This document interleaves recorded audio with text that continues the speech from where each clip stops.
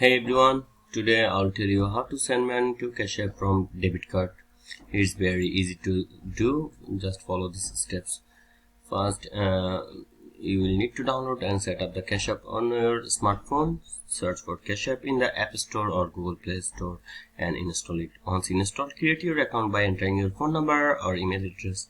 Set up your profile by adding basic personal details like your full name and date of birth.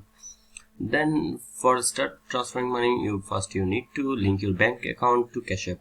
Open the app and click on your profile icon. It's basically in the upper right corner. Then select banks and bank or card and follow the instructions. Enter your bank routing number and your account number or your debit credit card details, or log in directly to your bank using your secure portal. Now that your bank account is linked, here's how to move funds. Open Cash App and tap on bank icon. Choose the option to add cash. Enter the amount of money you want to transfer and confirm using your PIN or biometric authentication. That's it. Your money is on its way to your Cash App balance, and that's how you can send money to Cash App from your debit card.